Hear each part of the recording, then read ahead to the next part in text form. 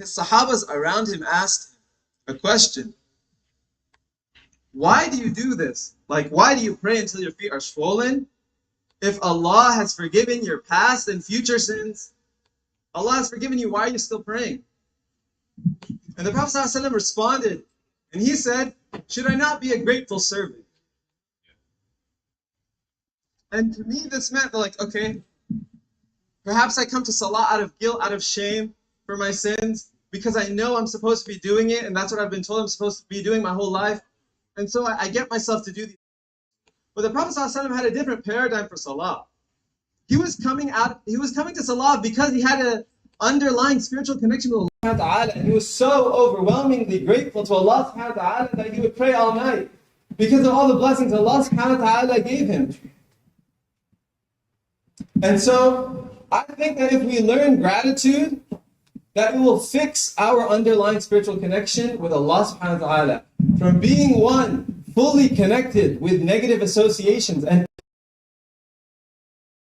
right, to having a spirit where we love what we're doing. We love Salah and we run towards it. So what if whenever we started the Salah and we said Alhamdulillah Rabbil Alameen, or we started the khutbah Inna Alhamdulillah, that we were actually grateful, right? What if there's some meaning behind the mechanical things that we do in our religion? So, how do we be grateful? When he was prompted in that way, then how can we be grateful so that we can be like the Prophet ﷺ, like he was with Allah? So to be grateful, you ask yourself, okay, what do I have to be grateful for? Right? That's the natural question. You're grateful for something.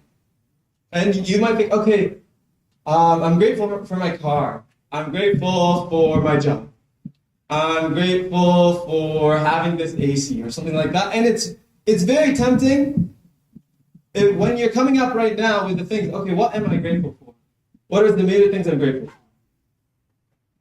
It can be tempting to think of the really big things in your life. Right? That I'm grateful because I have this gigantic opportunity that I might get like with my job. Right? And I think that there's something wrong with just being grateful for the first immediate big thing that comes to your mind. Right? Because what are you saying by only being grateful for the big thing? You're saying I'm grateful to Allah only because I have this big thing. If I didn't have this big thing, I wouldn't have something to be grateful for. That's not the case. As long as you're alive, you have something to be grateful for, and that's life itself. Gratitude is not reserved just for good times or big opportunities. Gratitude is something that you can have in every situation for every blessing that you have in your life.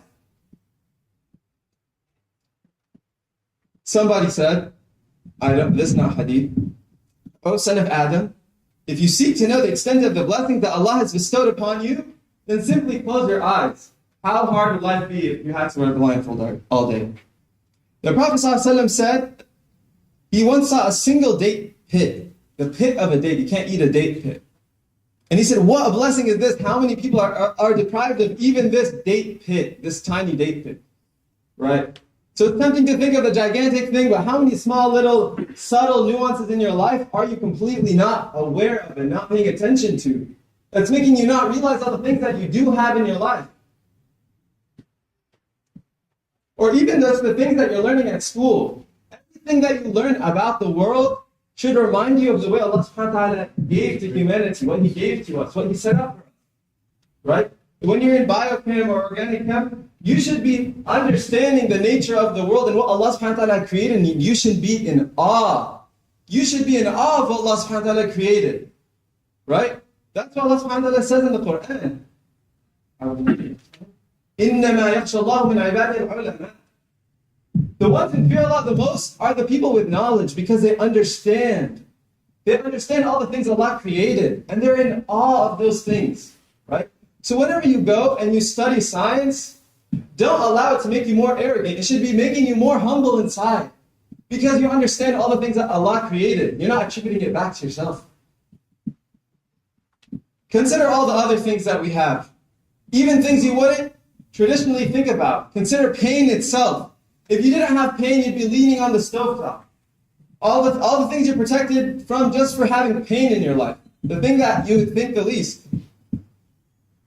Or even, Abu Hazm Salama once said, a blessing by which Allah took away something from my worldly affairs is better than a blessing by which He gave me something from it. Perhaps you not having something is a blessing. And so you don't even see the thing that you're supposed to be grateful for because you don't have it. Right? And so even things outside of your knowledge, you should learn to be grateful for that. Allah subhanahu wa ta'ala challenges you in the Quran several times to go through this mental exercise. And He says, وَإِن تَعُدُّوا نِعْمَةَ اللَّهِ لَا تُحْصُوهَا. He says, you should try and enumerate all the blessings you have as an exercise. But as much as you try, you spend the rest of your life trying to come up with all the subtle things that Allah subhanahu wa ta'ala gave you. The ayah says, if you try to count the blessings you have, you'd be unable to. You'd be unable to finish that list. Because there's just so many things that you do have. And وَقَلِيلٌ مِّنْ عِبَادِ الشَّكُورِ. And few of my servants are truly grateful for what they have. So how many of us are grateful for our youth before our old age, our wealth before our poverty, our life before our death, our free time before our busyness, our health before our sickness? How many of us are grateful for our simple daily comforts, for our electricity, for our bed, for our water, for our meals, for our material stability, for the education that we're all here to pursue? How many people even give this a passing thought? All of these fundamental blessings that we have and we're able to operate because we have them. How many of us are thankful for the opportunity just to observe the sunrise, just to feel a breeze outside, just to enjoy the rain? How many of us are grateful for family, for friends, for community, for freedom, for security, for stability? Last 460 days, we've seen what it looks like when you don't have these things. When you don't have stability, when you don't have security, when you don't have education. And perhaps the absence over there can teach us about the presence of it here, that we can learn to appreciate what we do have. And my question to you is, any of the things that I listed, would you sell one of those things, any one of those things for $1 million? Would you sell one eye for $1 million? You would not. You're living in abundance, you're living in blessing, and you have to appreciate that. And that's not an optional exercise. To enumerate the blessings of your Lord is not an optional exercise. Our mother, Aisha radiallahu anha, said, there's no slave that drinks from clean and pure water, and it enters the body without injury, and it exits the body without injury, except that it becomes obligatory on this slave to engage in shukr. The fact that you have these blessings makes it imperative upon you to be grateful for these things. And Allah tells us to many times in the Quran, فَاذْكُرُونِي أَذْكُرْكُمْ وَاشْكُرُوا لِي وَلَا تَكْفُرُونَ. Remember me and I'll remember you, and thank me and don't be ungrateful. But enumerating all the things that you do have is not enough, right? Because there's a trap that shaitan can put us in, where after you enumerate all of the things that you're doing, right, you start thinking, wow, look at all this stuff that I have, that I've earned, that I did something for, that I deserve. Wow, I have this car, this house, this AC. Man, I worked hard for this. You start attributing that whole list to yourself, right? And Allah subhanahu wa ta'ala addresses this for a farmer in Surah Waqi'ah. Because there's a consideration after you put in all this effort. Okay, you did the soil, put the seeds, you've been watering it for a whole season, and you get fruit. Obviously you think, okay, this apple is a consequence of like a whole quarter of my year. I put in so much effort to make this apple, right? Allah subhanahu wa ta'ala corrects that. He said, أَفَرَأَيْتُمْ مَا تَحْرُثُونَ أَأَنْتُمْ تَزْرَعُونَهُ أَمْ نَحْنُ الزَّارِعُونَ لَوْ نَشَاءُ لَجْعَلْنَاهُ خُطَامًا فَظَلْتُمْ تَفَكَّهُونَ. He says, have you considered the things that you plant? Is it you who really causes that to grow? Or is it us? Is it Allah subhanahu wa ta'ala? Are you really the one that's making the plant emerge?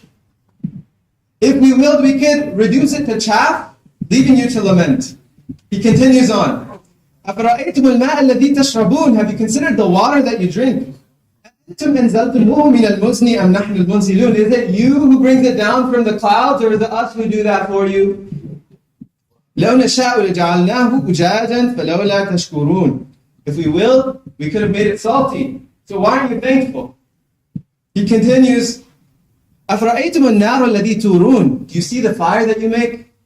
أَأَنْتُمْ أَنْشَأْتُمْ شَجَرَتَهَا أَمْ نَحْنُ الْمُنشِئُونَ. Are you the one who made that tree that you're burning right now, or is it us who do that? So the paradigm shift that's happening for these people right now is that, okay, perhaps it's so easy to look at the end result and take credit for it after it's already in existence. But do you recognize all the factors that were happening outside of your sight, outside of your perception, that led to that thing being created? It was Allah subhanahu wa ta'ala who was guiding the process all along. So it's very possible to enumerate the things that you have and attribute it wrongly. Attribute it to your own hard work. Attribute it to yourself. And so there is a type of gratitude that's the wrong type of gratitude. You can be grateful for a gift. Wow, that's amazing. You can be grateful to the person that gave you that gift. Wow, thank you for giving it to me. Or the correct form of gratitude is to be thankful to Allah subhanahu wa ta'ala for the gift and the person who gave you the gift. So Allah subhanahu wa ta'ala created everything. And He's been guiding it in ways that we don't understand. And Allah is planning behind the scenes that we don't understand. So ultimately, once you get to the point where you can enumerate everything you have, and then you can attribute it properly to Allah subhanahu wa ta'ala, right? You should naturally feel inspired to reciprocate that. Because Allah subhanahu wa ta'ala gave you so much, you should feel an intense desire to serve Him back. That's the natural reciprocity that should come as a consequence of understanding and attributing things properly. And Allah subhanahu wa ta'ala did this for the Prophet ﷺ in Surah Duha, where He told him the way that he was guiding his life, and then told him how to translate that inspiration. He says, Bismillahirrahmanirrahim. أَلَمْ يَجِدَكَ يَتِيمًا فَآوَى وَوَجَدَكَ ضَالًا فَهَدَى وَوَجَدَكَ عَائِلًا فَأَغْنَى. Didn't we find you as an orphan and give you shelter? And we found you wandering and we gave you guidance, and we found you in need and we made you independent? Look at all the things Allah did to care for you. Therefore what? Therefore, don't treat the orphan with harshness, nor repulse the person who asks for help, and proclaim the blessings of your Lord. The takeaway from that is that as a consequence of Allah guiding the Prophet ﷺ's life, who was an orphan, Allah was guiding him all along, right? As a consequence of understanding that, you should naturally feel an inspiration to serve. Inshallah, in the second khutbah, we'll go through how to cultivate gratitude and some signs of gratitude. أقول قولي هذا واستغفر الله لي ولكم ولسائر المسلمين في كل ذنب فاستغفروه إنه هو الغفور الرحيم.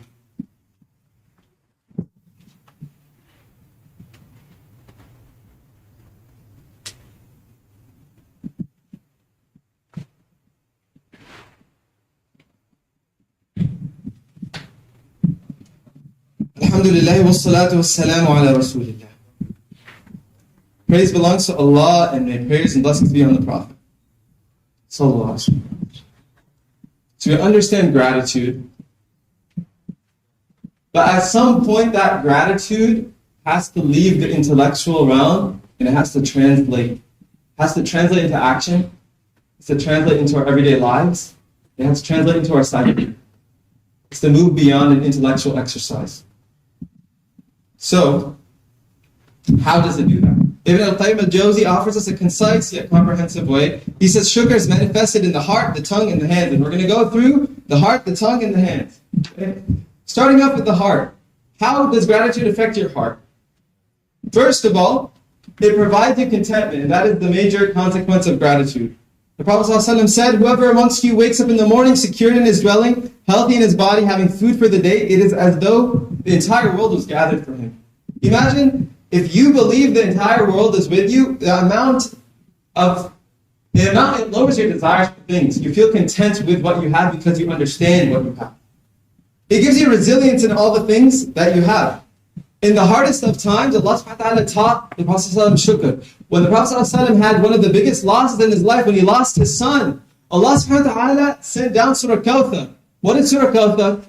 Surah Kawthar is abundance. That's the meaning of Kawthar. Inna a'tainaka al-Kawthar. We have given you abundance. In the time of the biggest loss of the Prophet ﷺ, Allah is reminding him, hey, we are giving you abundance. And some Mufassirun say that abundance, al-Kawthar, was Fatima, radiallahu anha, that his daughter. Hey, you lost your son, but remember what you do have. Remember you have your daughter with you. It also gives the Muslim optimism. Prophet ﷺ said, strange is the condition of a believer, such that everything is good for him. If something good happens, he's thankful, and if something bad happens, he's patient. So us, being able to see the good in everything that we do.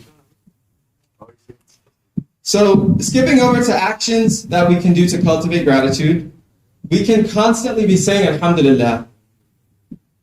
And as you're saying it, in your mind, you should be thinking of something in your life that you're grateful for. You can control your eyes. We're taught to look at the people below us in this dunya and look at the people above us in the akhirah. Why are we supposed to do that? So we can disconnect ourselves from these images we see online of all the things that we don't have in this dunya. And we can look toward the people who are grateful for what they have, and we can understand in our dunya that we're not trying to aspire towards having more and more. When we look at these fleeting images, it's very easy to inculcate in ourselves a desire for all those things. So if we control our eyes, right, we can control our desire.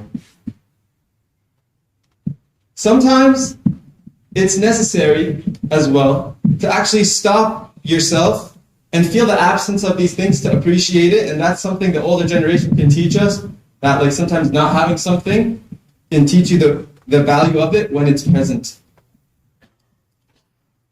So perhaps when you fast, when it's Ramadan, you appreciate the value of food. Perhaps only after donating your money will you understand the value of money. Perhaps a generation not having education is what it takes for that family to understand the value of education.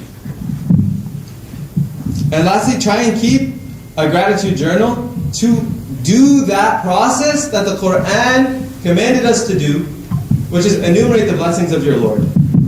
And it is a moral responsibility, as Aisha radiallahu anha said, for us to do this regularly. And even from a secular perspective, it's been studied that your gratitude affects societally broadly. Because, as it says, relating to gratitude, that values have shifted towards extrinsic concerns away from intrinsic ones like community and affiliation. These trends have mostly negative consequences, such as lower empathy, less concern for others, and less civic engagement and interest in social issues. Your gratitude has an effect on society and on your involvement in different things. So, putting a bow on it, remember that even gratitude itself is a blessing, and shaitan is sneaky. He might try to make you arrogant whenever you become grateful.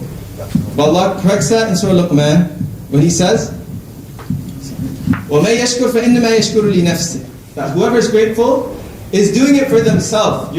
Like I said, it affects society, but you're doing it for your own salvation.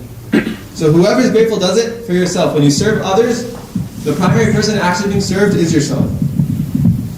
وَمَن كَفَرَ فَإِنَّ اللَّهَ غَنِيٌّ حَمِيدٌ. And whoever is ungrateful to the blessings Allah has, know that Allah is self-sufficient and praiseworthy. Right?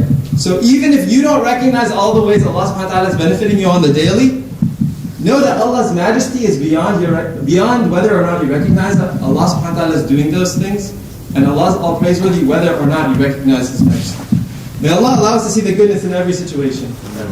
May Allah allow us to be grateful to Him to the best of our ability.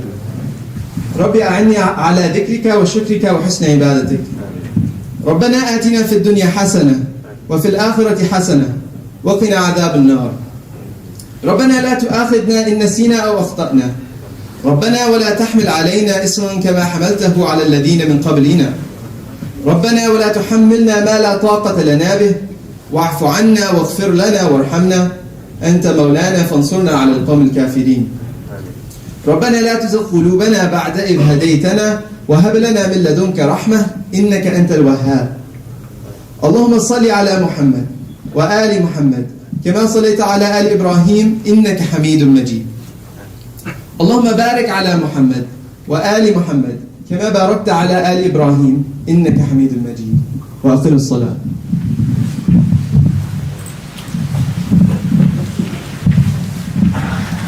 الله أكبر الله أكبر. أشهد أن لا إله إلا الله. أشهد أن محمدا رسول الله. حي على الصلاة حي على الفلاح. قد قامت الصلاة قد قامت الصلاة. الله أكبر الله أكبر. لا إله إلا الله.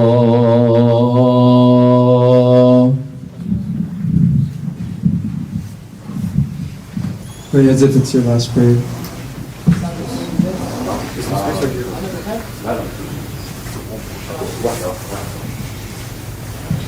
Allahu Akbar.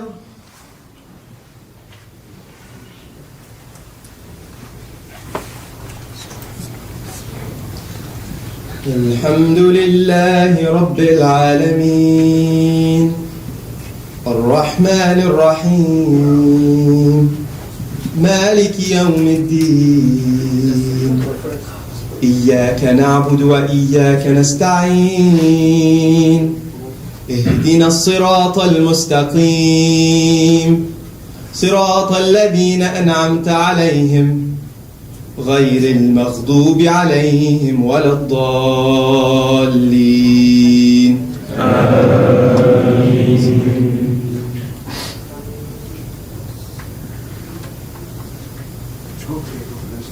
لا إكراه في الدين قد تبين الرشد من الغي فمن يكفر بالطاغوت ويؤمن بالله فقد استمسك بالعروة الوثقى لا انفصام لها والله سميع عليم. الله ولي الذين آمنوا يخرجهم من الظلمات إلى النور والذين كفروا أولياؤهم الطاغوت يخرجونهم من النور إلى الظلمات أولئك أصحاب النار هم فيها خالدون. الله أكبر.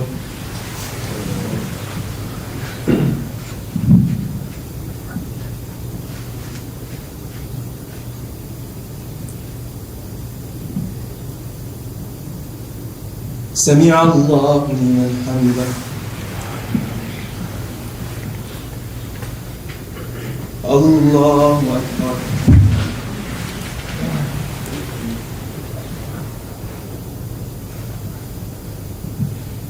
الله أكبر.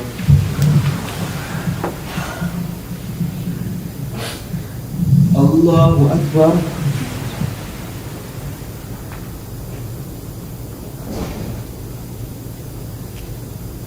الله أكبر. الحمد لله رب العالمين الرحمن الرحيم مالك يوم الدين إياك نعبد وإياك نستعين اهدنا الصراط المستقيم صراط الذين أنعمت عليهم غير المغضوب عليهم ولا الضالين آمين. قل هو الله أحد الله الصمد لم يلد ولم يولد ولم يكن له كفوا أحد. الله أكبر.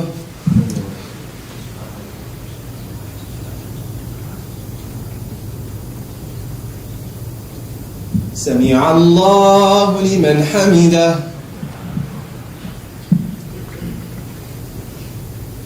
الله أكبر.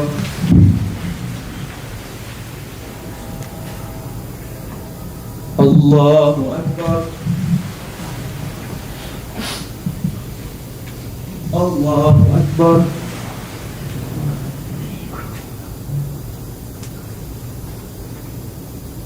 الله أكبر.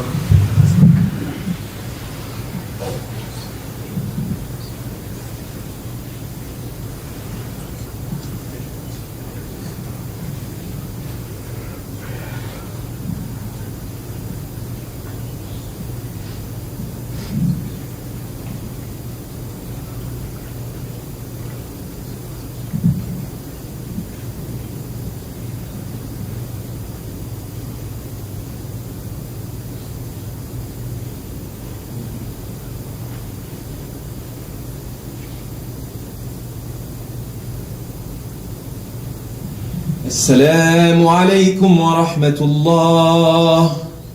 السلام عليكم ورحمة الله.